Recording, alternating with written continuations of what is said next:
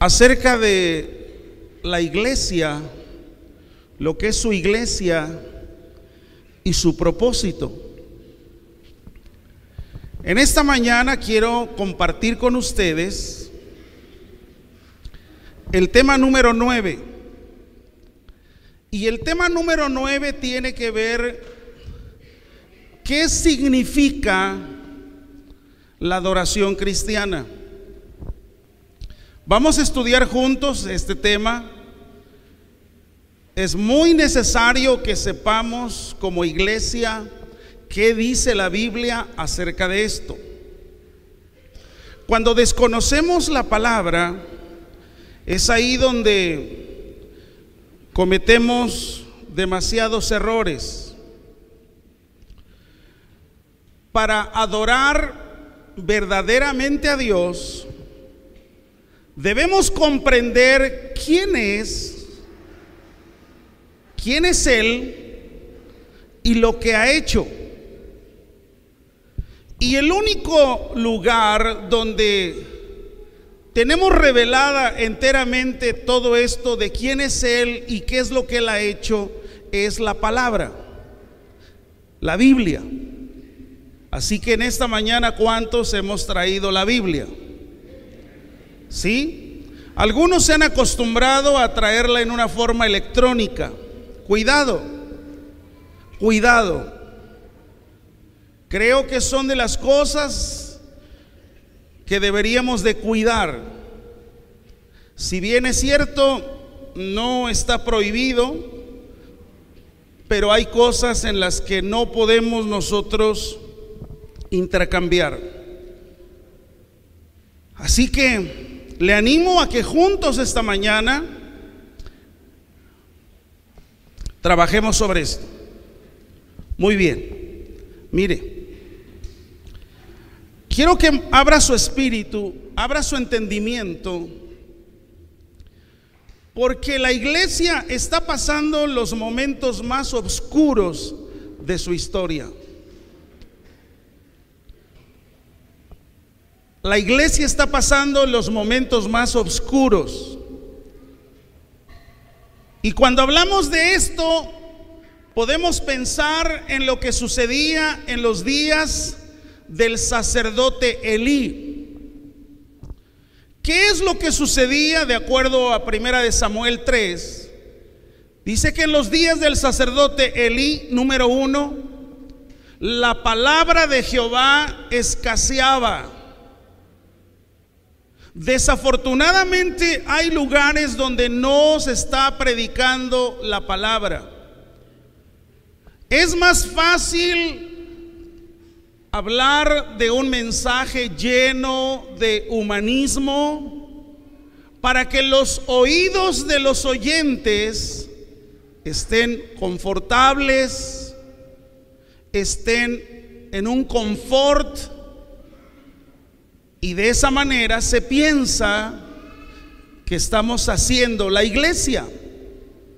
Pero son los mismos problemas que tenía en aquellos días del sacerdote Elí. Lo segundo que nos dice la Biblia, aparte de escasear la palabra, dice que no había visión con frecuencia. Hoy es más fácil buscar un método. Hoy es más fácil buscar una forma.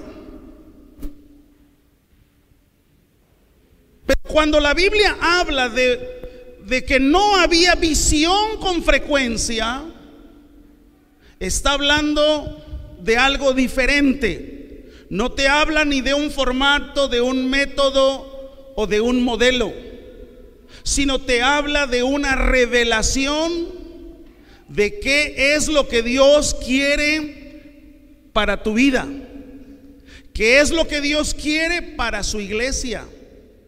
Entonces, ha escaseado. Y todo eso se une a lo que dice el apóstol Pablo a Timoteo: vendrán tiempos peligrosos,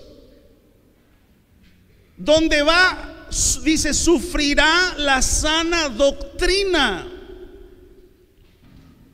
Hoy, desafortunadamente, cuando tú oyes de santidad, algunas personas le han llamado, eso es legalismo, porque piensan que santidad es legalismo. Y poco a poco nos estamos alejando del canon, de la revelación, de la palabra. Y ahí hay un peligro grande. Sobre todo porque estamos viviendo en una multiplicación de doctrinas humanas, de supuestas revelaciones nuevas, de supuesto algo nuevo que Dios está revelando a la iglesia.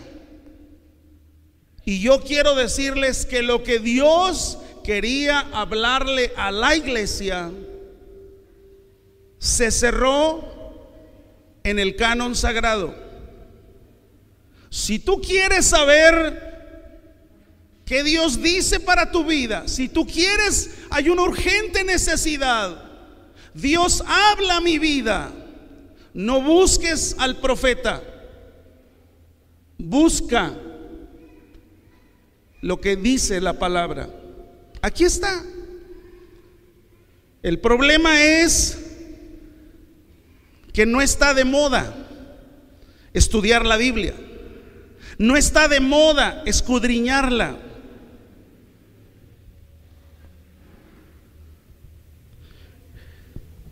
Creo que hay cosas que debemos nosotros saber, hablando del propósito de su iglesia.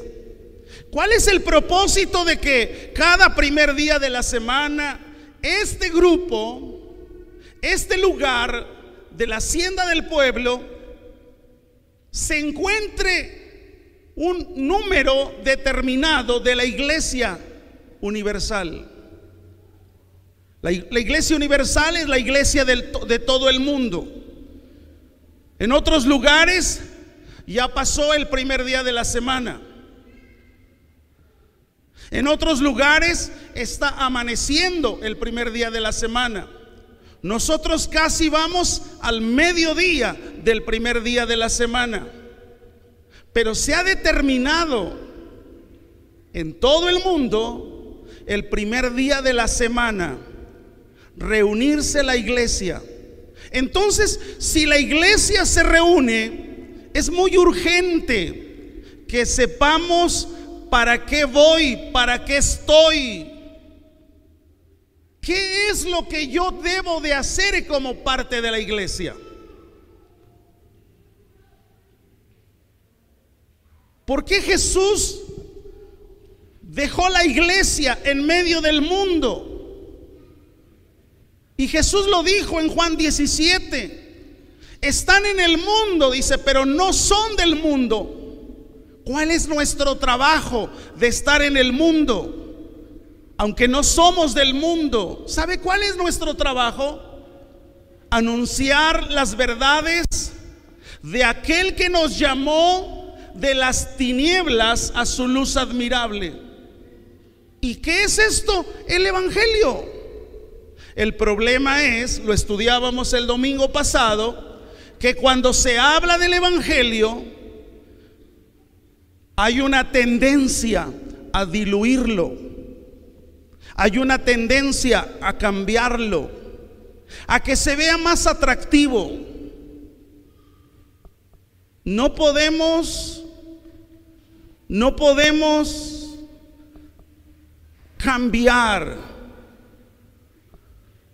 No es un evangelio que está en evolución. Algunos han pensado que el evangelio está en evolución. Entonces, como está en evolución, hay que ver los tiempos actuales.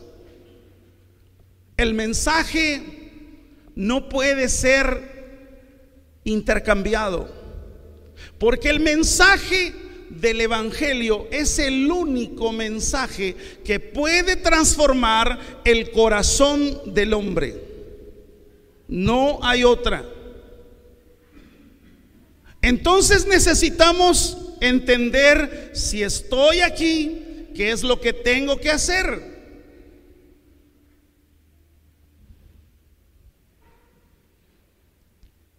Un propósito más, que ese es el que vamos a estudiar hoy, por el cual existe la iglesia, es para adorar a Dios. Para adorar a Dios. El problema es que hemos malentendido lo que tiene que ver con la adoración.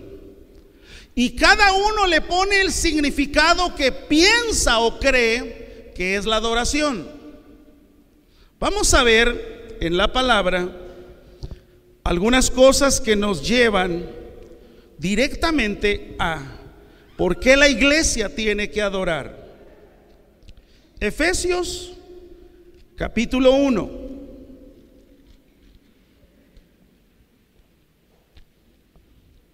Versículo 4 al 6. Efesios capítulo 1, versículo 4 al 6. Fíjese lo que dice la Biblia.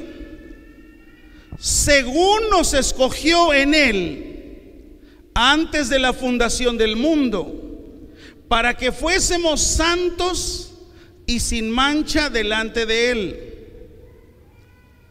En amor, habiéndonos predestinado para ser adoptados hijos suyos por medio de Jesucristo, según el puro afecto de su voluntad.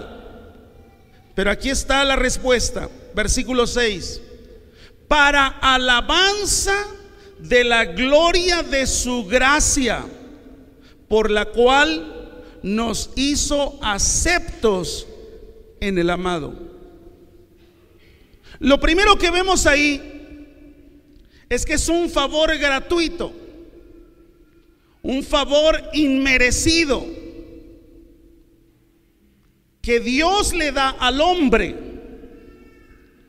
Pero dice ahí, para alabanza de la gloria de su gracia. ¿Qué es esa expresión?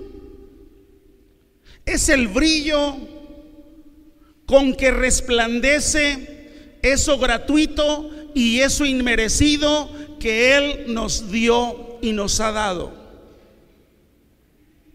Por eso dice, para alabanza de la gloria de su gracia. La gracia es algo gratuito. Y cuando dice para alabanza de la gloria, está hablando de un brillo que hace que eso que fue gratuito sea resplandeciente. Y si eso que fue gratuito tiene un resplandor que viene solo de Dios, escuchadme, iglesia, esto nos exige, escúcheme, esto nos exige el acto más puro de adoración. La alabanza que tributamos a nuestro Padre Celestial con toda bondad tiene que tener ese matiz de pureza en la adoración. Porque si Él nos dio su gracia y por gracia sois salvos, dice que para alabanza de la gloria. La alabanza de la gloria es eso que da esplendor a lo que es gratuito, a lo que es inmerecido, pero que Él lo hace excelso. Y por eso dice, para alabanza de la gloria de su gracia. Ahora vayamos al versículo 12, ahí abajito. Efesios 1, versículo 12 al 14. Dice el versículo 12, a fin de que seamos para alabanza de su gloria. Nuevamente, el brillo de eso que fue gratuito, de eso que recibimos en una forma inmerecida. Él espera de su iglesia, de ese pueblo redimido le entregue alabanza pura, genuina, para su gloria. Dice ahí, nosotros los que primeramente esperábamos en Cristo. Aquí hace la alusión el apóstol Pablo al pueblo judío y dice, nosotros los que primeramente esperábamos en Cristo. Pero mire cómo también a través de la expresión el apóstol Pablo incluye a los gentiles. Y mire cómo lo dice: en él también vosotros. ¿Cuántos esta mañana somos parte de ese grupo de vosotros? ¿Verdad? Dice, vosotros, habiendo oído la palabra de verdad, el evangelio de vuestra salvación, y habiendo creído en él, fuiste sellados con el Espíritu Santo de la promesa. Y mire aquí el anticipo que él nos da. Dice que es las arras de nuestra herencia hasta la redención de la posesión adquirida. Pero ahí hay un ¿para qué? Para alabanza de su gloria. Todo lo que hagamos dentro de la adoración y la alabanza solo tiene que ser para él. El problema es que muchas veces nosotros queremos brillar y el único que tiene que brillar es ese don inmerecido que recibimos. Y él espera que su iglesia le entregue con una actitud, con un carácter de pureza. Y entonces, al no entender esto, entonces cambiamos el orden. Y mira, muchas veces lo que sucede. Romanos 1:21, por favor. Cuando no se conoce, cuando no se sabe, entonces hay una distorsión. Y mira en qué termina. Romanos 1:21. ¿Lo tiene? Dice, pues habiendo conocido a Dios, fíjate, pues habiendo conocido a Dios, no le glorificaron. Regularmente cuando alguien en el púlpito dice, glorifique a Dios, solo la gente entiende que es con amén, con aleluya, y no es así.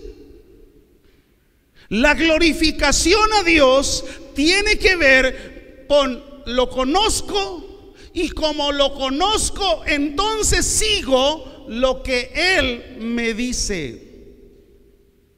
Entonces, con tanto amén y tanto gloria a Dios y aleluya, no le da brillo a ese don inmerecido, a ese don gratuito. Lo que le da brillo a ese don gratuito de Dios es mi estilo de vida, es mi manera de conducirme, es mi conducta, no aquí, sino donde quiera que me encuentro. Dice ahí, para alabanza de su gloria. Entonces dice que no le conocieron, más bien, habiéndole conocido, no le glorificaron como a Dios, ni le dieron gracias. O sea, no hubo una actitud de agradecimiento, sino que se envanecieron en sus razonamientos y en su necio corazón. Dice, y su necio corazón fue entenebrecido. Profesando ser sabios, se hicieron necios. Ahora, ¿qué sucede cuando aún lo conozco, pero no le doy la gloria y el honor? Lo conozco, pero no lo oigo. Lo conozco, pero no le doy gracias. Es ahí donde empezó el problema. La gente terminó haciéndose ídolos. Y ese es el gran problema dentro de la iglesia cuando se habla de adoración y de alabanza. Nos hemos hecho ídolos en diferentes presentaciones. Nos gusta que la alabanza la ministre X persona. Nos gusta que el tal instrumento se haga brillar, resalte. Pero no solo eso, sino dentro de la misma cristiandad se han levantado ídolos que están haciendo lo contrario a lo que la Biblia dice. Le conocieron, pero no le glorificaron como a Dios, ni le dieron gracias, sino que se envanecieron en sus razonamientos y su necio corazón fue entenebrecido. Profesando ser sabios, se hicieron necios. Y esto, amados, nos tiene que asombrar y asustar a todos.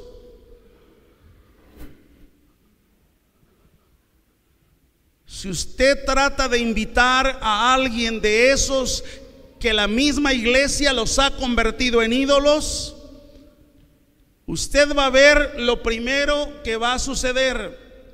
Le van a enviar su minuta de todos los requisitos que se necesita si lo queremos tener. Y es algo que la iglesia tiene que despertar a lo que la Biblia dice. Si no despertamos a lo que la Biblia dice, seremos llevados por esos ídolos mudos y que no tienen poder.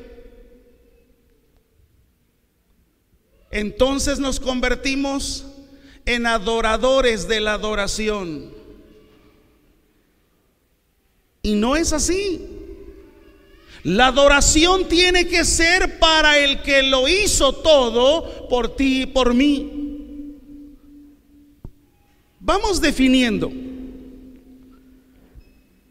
qué es la palabra adoración.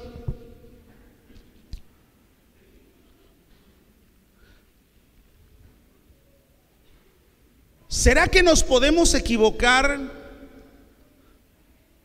en lo que hacemos? Sí, amados. Sí. En la palabra, cuando menos hay 2 o 3 pasajes bíblicos donde encontramos a personas que cuando ven que aparece uno de esos siervos usados por Dios, una de esas textos bíblicos se refiere a Juan, otra se refiere a Juan el teólogo, cuando se inclinan ante el ángel y le dijo: no, para mí no es la adoración. Fíjate. Entonces necesitamos revisar qué es la adoración. Algunos han pensado que la alabanza y la adoración es el tiempo que tenemos antes del mensaje. Algunos han pensado que la alabanza y la adoración es el tiempo donde cantamos algo mientras otros llegan. Estamos totalmente equivocados. Por eso a usted que le interesa crecer, conocer y desarrollarse en la palabra, quiero felicitarle por la puntualidad que usted tiene para llegar a la casa de Dios. ¿Por qué? Porque entiende quién es primero y le quiere dar el lugar al primero. Algunos otros tienen que darle el primer lugar a su vientre, porque el primer lugar es su vientre. Y no pueden llegar a tiempo porque su vientre fue el primero.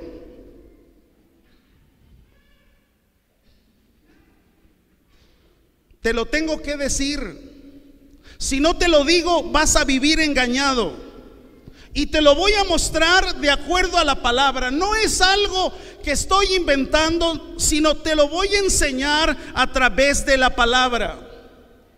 Me asombra mucho que cuando la Biblia, o más bien, no la Biblia, el griego saca la palabra adoración,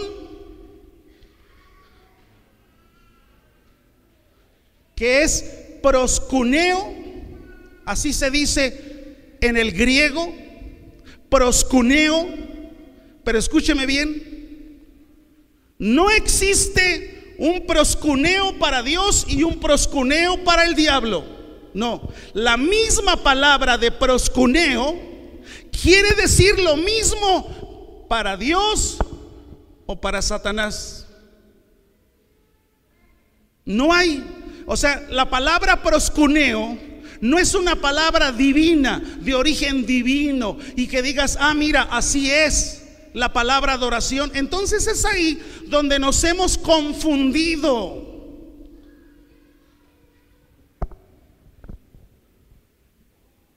¿Qué quiere decir la palabra proskuneo? La palabra proskuneo, que es adoración, es postrarse delante, arrodillarse delante. Hay algunas personas que se han arrodillado a su novio y es lo máximo. Eres mi adoración, sin ti no puedo vivir. ¿Cuál es el lenguaje? Vive arrodillado, arrodillada a esa relación. Algunos otros se han arrodillado ante el trabajo. Algunos otros se han arrodillado ante el estómago. Su Dios es el estómago. No les hables de ayuno, no les hables de oración, porque ese no es tema de ellos. Viven arrodillados a lo que hacen, a lo que está primero en sus vidas. Le puedes dedicar demasiadas horas a la reparación de tu casa, a la reparación de tu carro, a que quede lindo. Pero cuando piensas en el tiempo que dedicamos para su casa, dices demasiado tiempo. Entonces funciona para un lado y para otro. La palabra proskuneo funciona para adorar a uno o a otro, para adorar alguna cosa. Algunas veces dicen, si me dejas me muero, sin ti no tengo vida. ¿Cuál es tu lenguaje? Estás postrado, estás arrodillado a eso. Está delante de ti y te arrodillas. Estás manifestando un proskuneo. Así que necesitamos revisar nuestro lenguaje. Algunas veces hay personas arrodilladas al ejercicio, al gym, arrodilladas a un deporte, cautivos hacia una de casas de apuestas, y es todo en su vida. ¿Qué están haciendo? Arrodillados delante de eso que les ha pedido tiempo, esfuerzo, dinero. Y ahí están, en proskuneo, postrados, arrodillados delante.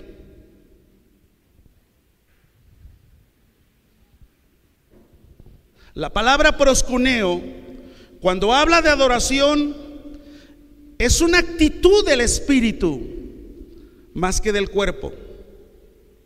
Qué interesante.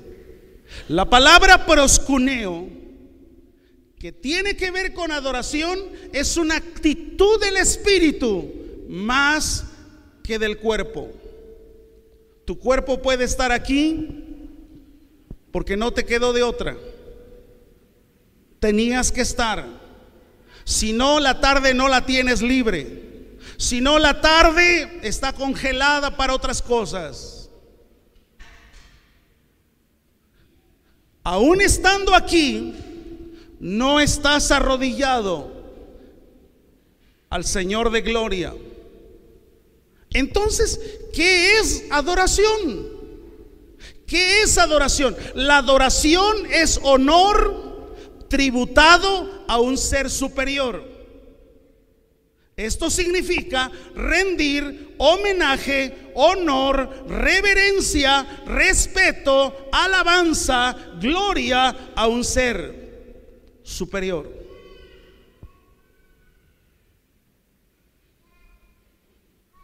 Vamos a ver cuál es el origen de la adoración cristiana. Porque podríamos traer la adoración desde la primera vez que Abraham está delante del altar para ofrecer a su hijo. Pero vamos a verlo en el contexto neotestamentario para traerlo con mayor prontitud. No significa que podemos pasar por alto lo que vemos reflejado en el tabernáculo. No se puede pasar por alto, pero sí hay algunas ideas que puedes traer en ese contexto. Vamos a ver la historia. Juan capítulo 4, versículo 23 al 24.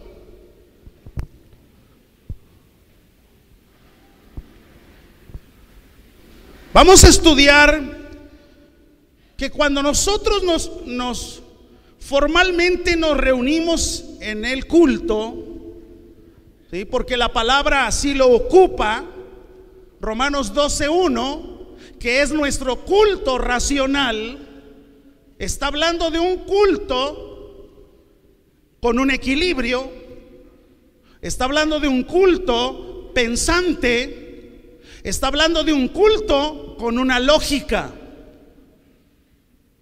que lo que digo es lo que hago. Eso es lo que dice Pablo a los romanos. Cuando nos reunimos, debemos estar conscientes ante quién estamos y a quién le estamos adorando. Y esto tiene que ver con un plano individual, o sea, uno por uno. Tú pudiste haber venido con la familia y no quiere decir que toda la familia está adorando. No, porque la adoración tiene que ver con algo individual, no es colectivo, es individual. Entonces vamos a ver cómo la naturaleza de la adoración cristiana es de adentro hacia afuera. Y de acuerdo al pasaje veo que tiene dos vertientes que son muy importantes. Vamos a ver Juan 4, versículo 23 y 24. Están en un diálogo Jesús y la samaritana. Y dice el versículo 24, desde el 23, mas la hora viene. Aquí está el alumbramiento de algo nuevo. Aquí está el alumbramiento de algo diferente. Aquí está lo que Jesús está anunciando. Y dice de esta manera, porque lo está diciendo Jesús: mas la hora viene, y ahora es, cuando los verdaderos adoradores adorarán al Padre en espíritu y en verdad. Porque también el Padre tales adoradores busca que le adoren. Dios es espíritu, y los que le adoran en espíritu y en verdad es necesario que adoren. Te está hablando de algo diferente. Quiero enfocarme en primer lugar al versículo 24. Fíjate lo que dice ahí, que Dios es espíritu. Y cuando habla de ese Dios que es espíritu, véalo cómo está con E mayúscula. Está hablando de un Dios real, verdadero. Ahora, el problema es que no lo vemos en la forma en la que Jesús lo está diciendo. Porque cuando tú ves en la escritura ahí y dice Dios es espíritu, no tiene entonces que ver con un Dios que le puedo hacer una imagen o que tiene un cuerpo. No, ese Dios es espíritu, es incorpóreo. Pero no porque es incorpóreo y no tiene cuerpo y no lo puedo hacer en imagen tallada, ya sea de metal o sea de madera, no quiere decir que mi relación con Él es impersonal. Es un Dios personal. Y si es un Dios personal, escucha, entiende y ve la motivación del corazón. Porque es Dios. Y siendo Dios, entonces Él se acerca al adorador. Y cuando Él se acerca al adorador, no solamente quiere recibir la gloria, sino también ve las necesidades, los problemas del adorador. Y siendo un Dios benevolente, entonces Él ama al adorador. Por eso dice ahí la palabra, Dios es espíritu. Es algo que nos debe de quedar claro. Y luego dice, y los que le adoran en espíritu. Y ahí la palabra espíritu está con E minúscula. ¿Qué quiere decir esto? Que se refiere al espíritu del hombre. No le impresionamos más con nuestras danzas. No le impresionamos más con nuestros gritos de júbilo. No le impresionamos más con la música a todo volumen. Tenemos que entenderlo. Y tenemos que bajarlo en un entendimiento correcto. Porque dice ahí, Dios es espíritu. Ya lo expliqué, porque es espíritu. Y los que le adoran en espíritu, vuelve a referirse a algo que no ves. Es espíritu. Por eso la adoración es de adentro hacia afuera.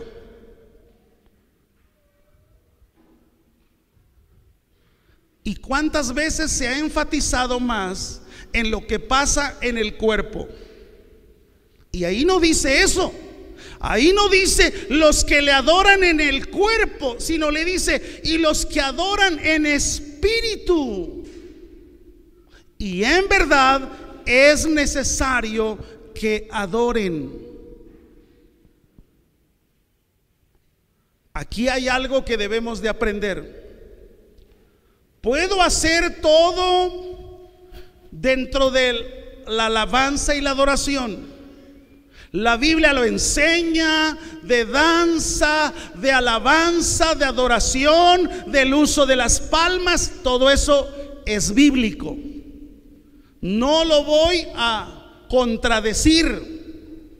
Lo que sí creo es que como iglesia debemos enfatizar la adoración de adentro hacia afuera. Y para que venga una adoración correcta de adentro hacia afuera, tiene que suceder varias cosas. Si no, no suceden. Quiero que regrese a Juan 4.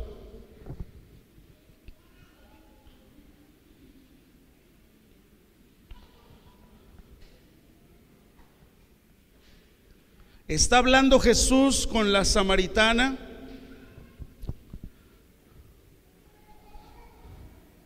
Y encontramos ahí lo que tiene que ver con la adoración genuina al Dios vivo. La adoración genuina al Dios vivo está completa cuando viene de una expresión interna hacia el Señor.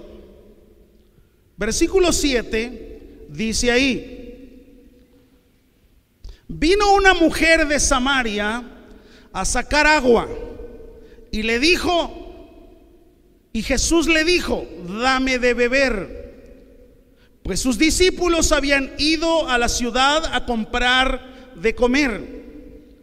La mujer le dijo: ¿cómo tú, siendo judío, me pides a mí de beber, que soy mujer samaritana? Porque judíos y samaritanos no se tratan entre sí. Jesús está rompiendo las costumbres de aquellos días y está tratando con una samaritana. No se trataban. Jesús está rompiendo esa costumbre. Respondió Jesús y le dijo: si conocieras el don de Dios y quién es el que te dice dame de beber, tú le pedirías y él te daría agua viva. Cuando la mujer oye esto, le cambió la imagen con el que estaba hablando. Porque cuando ella le dice: ¿cómo tú, siendo judío, me pides a mí de beber?, la mujer vio en Jesús un simple forastero que se había equivocado de lugar y de pozo. Lo que esta mujer vio en Jesús, un simple caminante que estaba sofocado por el clima y que quería agua. Es lo único que la mujer veía en ese momento. Pero cuando Jesús empieza, fíjate cómo se necesita tener arte, prudencia, para decirle a la persona su necesidad. Si tú te acercas a alguien, por ejemplo, que tiene todo, aparentemente, salud, negocios, vida bien, y tú le dices: Jesús, tú lo necesitas en tu vida, ¿qué te va a decir esa persona? Pero ¿como para qué quiero a Jesús? Si necesito un médico, tengo los mejores. Si necesito un abogado, tengo todo un buffet. Si necesito un contador, tengo al último. No necesito nada. Entonces vemos a un Jesús que se acerca con prudencia y le expone la necesidad mayor de la mujer. La necesidad mayor de la mujer no era el agua, sino la necesidad mayor de la mujer era su alma. Y dice la Biblia, ahí le cambió la forma de ver a Jesús. Primero lo desprecia, después le dice: si conocieras el don de Dios y quién es el que te dice dame de beber, tú le pedirías y él te daría agua viva. Y ahí como que la mujer despertó y le dijo: Señor. Ahí la palabra Señor no es la palabra Señor de reconocerlo como algo divino, sino ahí la palabra Señor es la palabra común para darle un lugar a alguien. Le dijo: Señor, no tienes con qué sacarla y el pozo es hondo. ¿De dónde pues tienes el agua viva? Le agregó algo: ¿agua viva?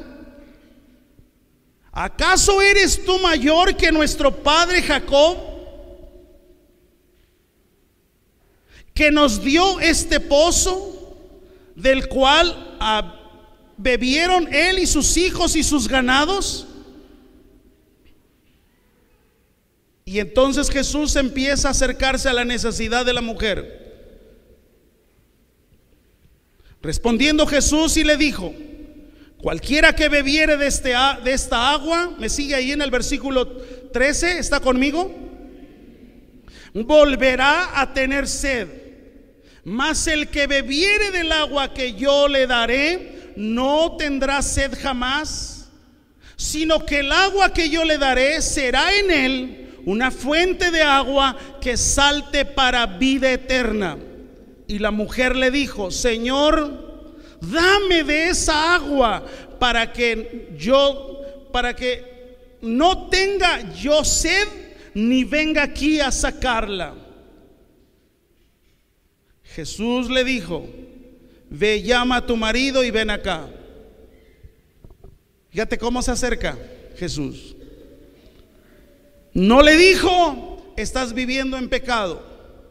No le dijo: te vas a ir al infierno. Nosotros tenemos que pedir la dirección de Dios para que el Señor nos guíe a esa persona que hemos estado pidiendo, orando por una oportunidad para compartir las buenas nuevas de salvación. Dios nos dé la palabra exacta y correcta en el momento correcto para hablarle. En ese momento la mujer se vio descubierta, al grado que le dijo: no tengo marido. Y dijo: bien has dicho, porque los 5 que has tenido no son ninguno tu marido. Entonces Jesús empieza a hablarle de lo que más necesitaba la mujer.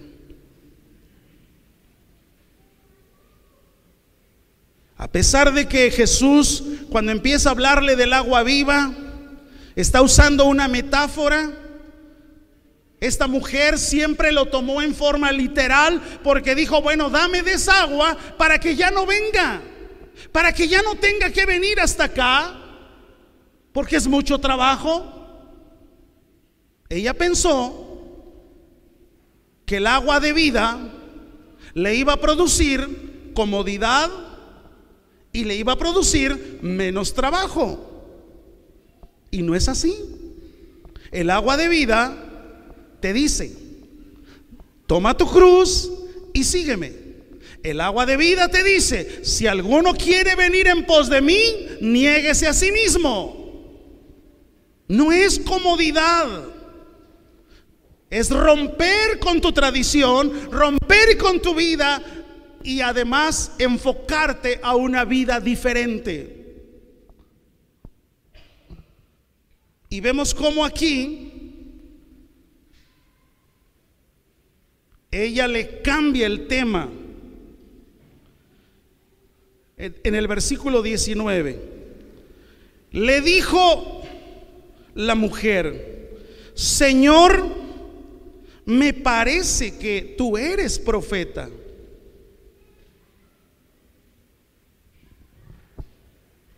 Esta mujer tenía una religión sin saber adorar al que es digno. Ella sabía de un lugar de adoración, pero no entendía absolutamente nada en qué consistía. Porque mira lo que ella dijo: nuestros padres adoraron en este monte. Ahora, cuando ella señala ese monte, está hablando del monte Gerizim. Ahora, había sucedido varias cosas ahí en ese monte. No tengo el tiempo, pero se lo voy a dar en referencia. En ese monte, Sanbalat había construido un lugar de adoración para los samaritanos. ¿Por qué Sanbalat decidió en ese monte? Porque en ese monte se habían dado a conocer algunas promesas que dice la Biblia en Deuteronomio 11 y aún Deuteronomio 28. Bendito será su entrar y bendito en tu salir. Entonces, como en ese lugar se habían dicho esas palabras, entonces en ese lugar se levantó ese templo. Fíjate cómo el hombre, por naturaleza común, levanta altares donde piensa que sucedió algo. Imagínate que el apóstol Pablo hubiera dicho a la iglesia: necesitamos hacer una marcha hacia Tarso, hacia camino donde él había recibido la revelación, hacia Damasco. Gracias. Imagínate que Pablo dice: vamos a Damasco, y se une la iglesia y hace una marcha anual hacia Damasco. Y llegando a Damasco, hubiera dicho Pablo: mira, creo la revelación fue aquí, porque me acuerdo que había un árbol grande. No, creo no, era más acá. ¿Sabes qué hubiera sucedido? La iglesia de aquellos días se convierte en adorador de ese lugar, como lo hicieron con Gerizim. ¿Te acuerdas cuando el cuerpo de Moisés fue escondido por Dios? ¿Por qué lo escondió? La costumbre judía era que lo pondrían, egipcia, era que lo pondrían en un sarcófago, de acuerdo a los egipcios, y lo hubieran convertido en una momia y le hubieran hecho un altar de adoración a San Moisés. Y Dios, no queriendo eso, jamás, porque en toda la Biblia no hay eso, lo escondió el cuerpo de Moisés. Si tú lees la palabra, Dios escondió el cuerpo de Moisés. Claro, ahí vemos algo profético, pero ahí lo dejamos en este momento. Entonces, cuando esta mujer le dice: nuestros padres adoraron en este monte, ¿qué le está diciendo? Yo tengo algo que me tienes que reconocer. Tengo a favor la antigüedad, la tradición y la sucesión interrumpida de todos los que hemos adorado en este monte. Y sigue la mujer. Y vosotros decís que en Jerusalén es el lugar donde se debe de adorar. Jesús le dijo: mujer, créeme que la hora viene cuando ni en este monte ni en Jerusalén adoraréis al Padre. La adoración nunca tiene que ser al lugar. La adoración siempre tiene que ser al que habita el lugar. Si Él no lo habita, no hay nada.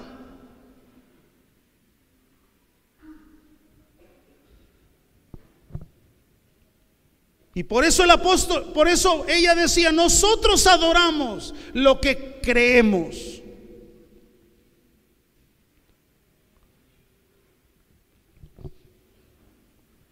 Jesús le decía, versículo 22: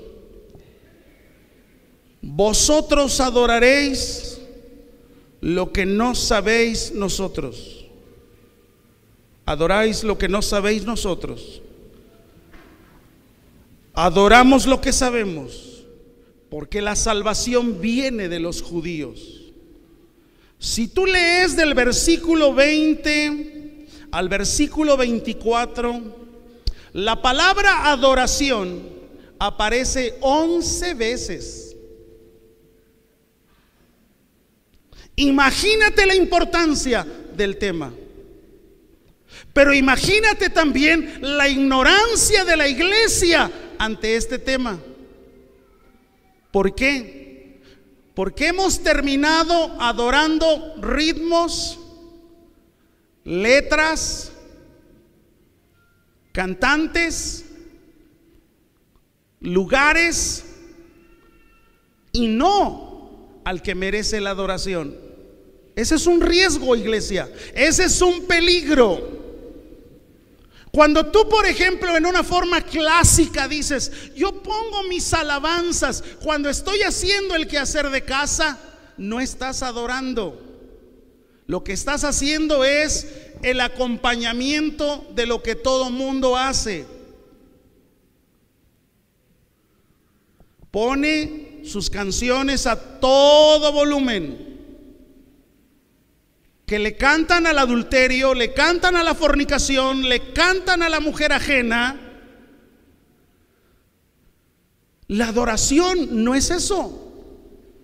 La adoración va más allá de lo que nosotros nos hemos imaginado. Entonces, número uno, aquí tenemos que aprender algo. ¿Qué es la adoración en espíritu? Escúcheme, la adoración en espíritu viene como consecuencia de haber nacido de nuevo. Si no has nacido de nuevo, jamás te va a gustar, jamás lo vas a ver como una necesidad. El que es nacido de nuevo está buscando la forma de entregar. No hemos venido a ver qué recibo de Dios. ¿Qué estamos recibiendo de Dios? La instrucción de su palabra. ¿Qué estamos recibiendo de Dios? La ordenanza de lo que tenemos que hacer. Eso es lo que estamos recibiendo. Pero desde el momento en que empieza la reunión, 9:45, no a las 11, no 15 para las 11, no cuarto para las 12, cuando tú te acostumbras a llegar, desde el momento en que inicia, el nacido de nuevo quiere entregar. Quiere entregar. Está listo su espíritu para entregar. ¿Qué dice Primera a Corintios 2:11?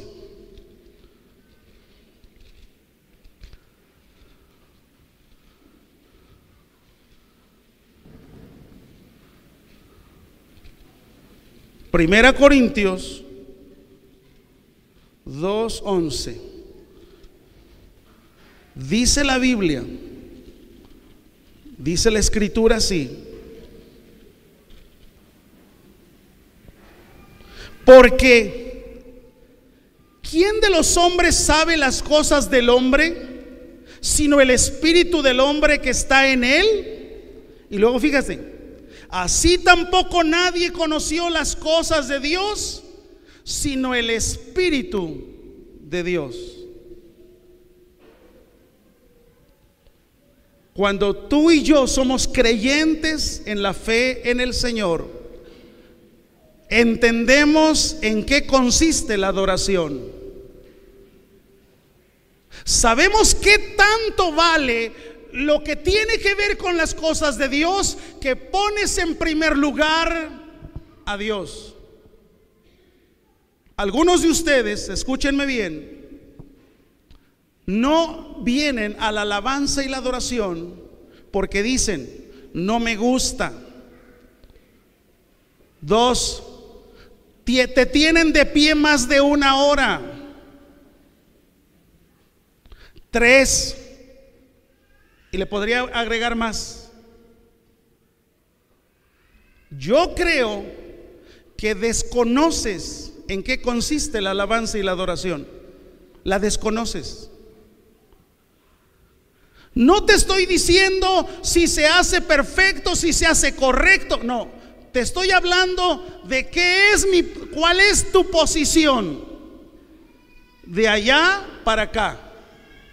Porque de aquí para allá también hay que corregir mucho. Hemos estado hablando de corregir muchas cosas, de cambiar muchas cosas.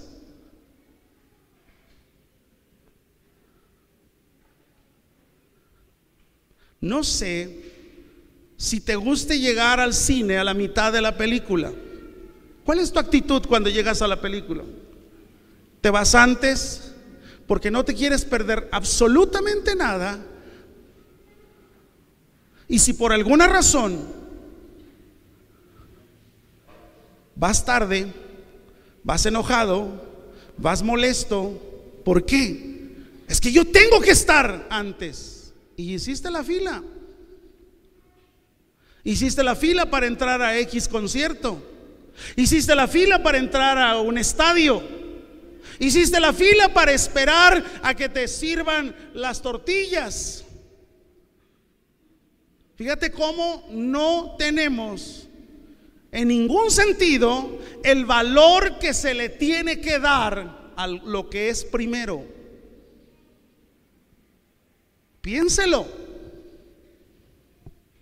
Cambie su manera de conducirse, pero nunca la va a cambiar y nunca la va a entender si su vida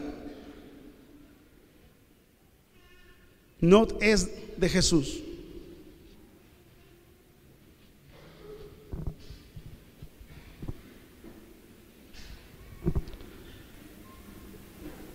Lo que Jesús dice aquí, adoración en espíritu, que ya le hablé, que es la palabra espíritu en minúscula y que tiene que ver con el espíritu del hombre. Lo primero es nacer de nuevo. Lo segundo, fíjate lo que dice, lo digo rápido, Romanos 12. Así que, hermanos, os ruego por las misericordias de Dios que presentéis vuestros cuerpos en sacrificio vivo. ¿Te cuesta llegar a tiempo? Sí. ¿Te tienes que levantar más temprano? Sí. Pero dice ahí sacrificio vivo. Si tiene ese contenido de algo vivo, algo santo, algo agradable a Dios, dice que es vuestro culto racional. Ahí lo dice. Entonces, en segundo lugar, aparte que la adoración en espíritu viene solo de aquel que es nacido de nuevo. Lo segundo, la verdadera adoración en espíritu viene de aquel que entiende quién es el Señor. Presenta su cuerpo en sacrificio vivo, santo, agradable a Dios, que es vuestro culto racional. Y el versículo 2 dice: no os conforméis a este siglo, sino transformaos por medio de la renovación de vuestro entendimiento. Y cuando viene la cuestión del espíritu, entonces es ahí donde tenemos que analizarnos. Ok, nacido de nuevo, pero he andado con algunas cosas que me traen inquieto. No estoy hablando de que el nacido de nuevo nunca va a pecar. El nacido de nuevo es asediado por el pecado. El pecador practica el pecado, pero el nacido de nuevo es asediado por el pecado. Esa es la diferencia. Esa es la diferencia. Ahora, en mi adoración me doy cuenta que algo pasa. No he andado bien con la esposa, con los hijos. Traigo ahí problemas conmigo mismo. Pero como la adoración en espíritu tiene que ver con lo que sucede dentro de mí, entonces empiezo a reflexionar quién soy, qué hago y cuál es mi actitud cuando no estoy en la casa de Dios. Y entonces algo empieza a suceder. Tu espíritu empieza a ser confrontado, y en medio de la alabanza y la adoración recibes el perdón. En medio de la alabanza y la adoración eres constreñido por el Espíritu Santo.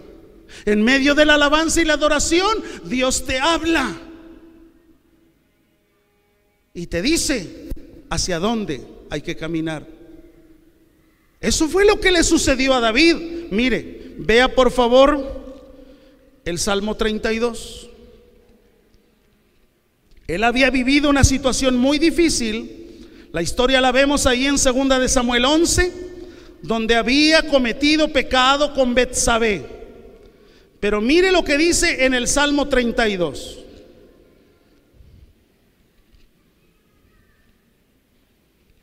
Salmo 32. Dice la Biblia, versículo 3 y 4. Mientras callé, ¿qué sucedió? Se envejecieron mis huesos en mi gemir todo el día, porque de día y de noche se agravó sobre mí tu mano. Se volvió mi verdor en sequedades de verano. ¿Qué sucedió? Cuando confesó su pecado, la comunión con Dios fue restaurada, y entonces pudo brotar la adoración y la alabanza. ¿Sabes por qué? Mira cómo lo confirma. Salmo 51, 17. 51, 17. Fíjate cómo él percibe otra cosa distinta. Y mira cómo lo dice, versículo 17. Los sacrificios de Dios. Ya no pensó en el ritual, ya no pensó en el cordero, ya no pensó en el humo que salía del altar, sino en ese momento David, fíjate a lo que llegó a reconocer. Los sacrificios de Dios son el espíritu quebrantado. El espíritu quebrantado. Al corazón contrito y humillado, dice, no despreciarás tú, oh Dios. Entonces, cuando Jesús le dijo, la hora viene y ahora es cuando los verdaderos adoradores adorarán en espíritu ese espíritu tiene tres cosas. Número uno, es de un nacido de nuevo.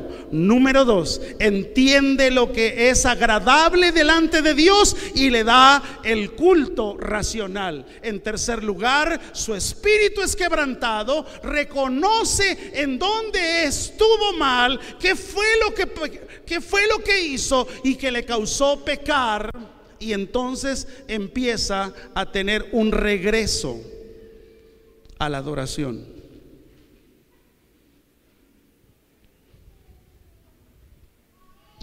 Vamos a Juan 4, porque el tiempo vuela.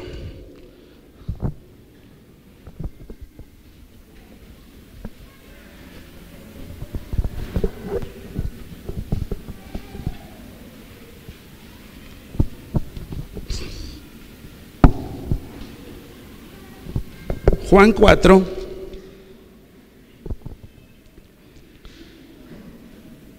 versículo 23. Mas la hora viene, y ahora es, cuando los verdaderos adoradores adorarán al Padre en espíritu y en verdad.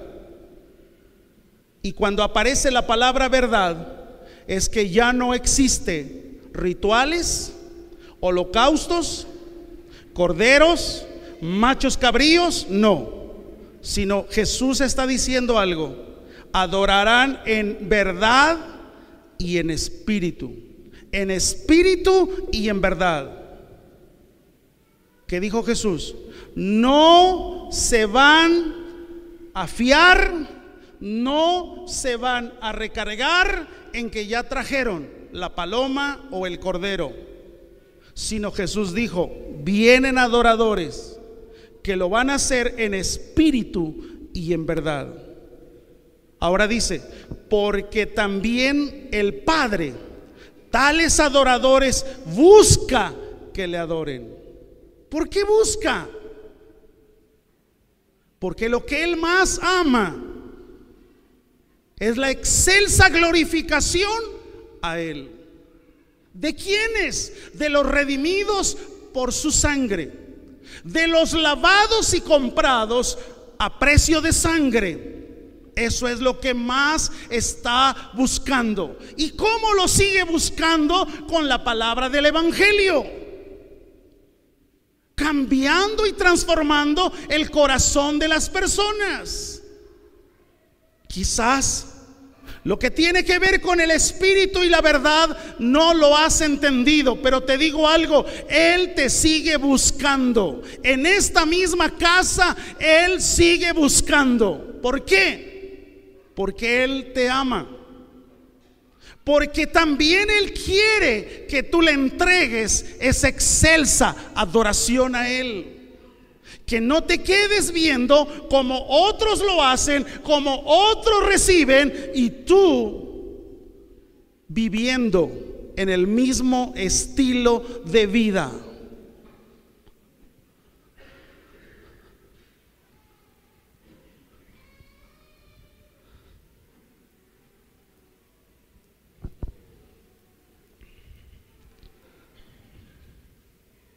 Versículo 24. Dios es espíritu, y los que le adoran en espíritu y en verdad. Fíjate lo que dice aquí: es necesario que, es que, pero antes de adoren, ¿qué dice? Es que,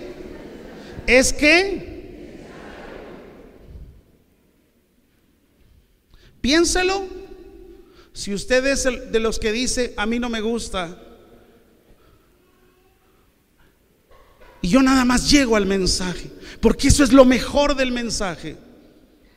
Muchos que están aquí presentes no entendieron absolutamente nada. ¿Por qué? Porque para entender la verdadera adoración a Dios se necesita haber nacido de nuevo. Si no eres nacido de nuevo, se te hace aburrida, larga, metódica, sin sabor. Es que hoy no estuvo bien, es que como que algo les faltó. Y te vuelves catador de lo que sucede. Cuidado. No tenemos que ser catadores de reuniones, tenemos que ser catadores de su presencia. Huele su presencia.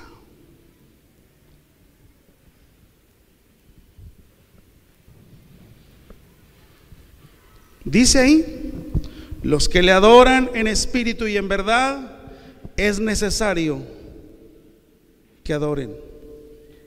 Así que si usted dice, llego a tiempo de escuchar el sermón, no se distraiga, no se engañe, quizás está metido en un problema. El verdadero adorador siempre se va a negar a hacer lo que el mundo hace. Los verdaderos adoradores no se identifican con un lugar como una ubicación física, sino por su adoración al Padre a través del Hijo. ¿Sabes cuál es la verdadera adoración? No es lo que hacemos dentro de esta casa. La verdadera adoración es cuando tú no estás prestando tus ojos a la inmoralidad, a pesar de que todos en la oficina, todos en el trabajo lo hacen. Pero tú dijiste no. ¿Sabes qué es eso? Un acto de adoración. Todo mundo tranza, todo mundo roba, todo mundo hace algo indebido, pero tú dijiste no. Esa es la verdadera adoración. El único que no tiene un amante eres tú. Todos tienen amante. El único que no fornica o no adultera eres tú. Los demás lo hacen. ¿Sabes qué es eso? Esa es la verdadera adoración. Todos los demás, todas las demás ya lo hicieron. Ya nadie tiene por qué pensar en que tiene que guardarse virgen. Pero en tu espíritu, si tú dices, yo conservo todo eso como un valor para el día de la boda, ¿sabes qué es eso? Esa es la verdadera adoración. Todo aquello a lo que tú te rindas, esa es tu adoración. Si no nos rendimos a Jesús, no le adoramos. Podemos cantar, podemos estar pensando o aplaudiendo, o quizás hasta participando en el coro, participando en los músicos.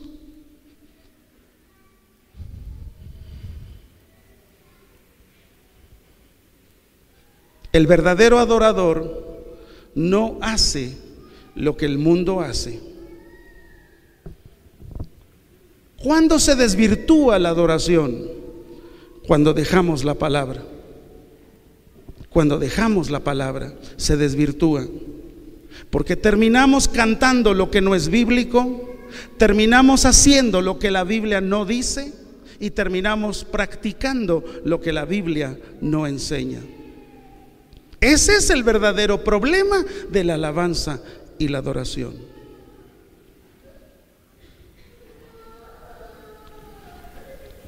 Le pongo rápido el siguiente ejemplo. ¿Se acuerdan cuando Jesús estaba en la ordenanza de la mesa? Hay un pasaje bíblico, porque solamente uno de los evangelios lo dicen. Dice, y después de haber cantado el himno, salieron. ¿Se acuerdan de esa referencia bíblica? ¿Sí la recuerdan, sí o no? Ok. Y yendo la referencia bíblica de qué es lo que cantaron en ese himno, se refiere al libro de los Salmos. ¿Y sabes cuáles son esos salmos? Que hacen referencia a los hechos, a los prodigios que Dios hizo con Israel, con su pueblo en el desierto. Están hablando de la referencia, de la historia, de cómo Dios los había librado de la mano de los egipcios, cómo se había abierto el mar, cómo había descendido el maná, cómo habían comido carne en el desierto, de cómo sus vestiduras no se acabaron, de cómo sus zapatos tampoco se envejecieron. De eso hablan esos salmos. Y cantaron el himno. Creo que el día de hoy lo afirmo con toda convicción. Si el centro de nuestra vida y la motivación central de nuestra redención es Jesús, entonces tenemos que cantar todo lo que tenga que ver con lo que hizo Jesús. Si aquellos cantaron el himno con lo que Dios había hecho en el desierto, entonces nosotros tenemos que cantar el himno de lo que Jesús ha hecho con nosotros. La iglesia, amados, no tenemos por qué judaizarla, como hay un énfasis en muchos lugares. La están judaizando de muchas formas, maneras y métodos, que porque quieren tener un original acercamiento a lo que Dios dice en su palabra, y entonces se acercan a los ritos. Hay lugares, amados, tristemente, donde en plena mesa del Señor se ha sacrificado a un cordero para hacerlo más real, como el cordero sufriente. No, amados, no. Muchas veces decimos, es que cuando Jesús estaba en la cruz, su padre no lo quería ver sufrir y por eso le dio la espalda. No, no. En el momento en que su padre le dio la espalda es cuando su hijo se hizo pecado por nosotros, y el peso del pecado cayó sobre él. Y siendo Dios un Dios santo, volteó el rostro de su hijo. Cantar lo que exalte, cantar lo que adore, cantar lo que entronice su presencia. Ese debe ser el matiz de la iglesia para este tiempo y para esta hora. Amén.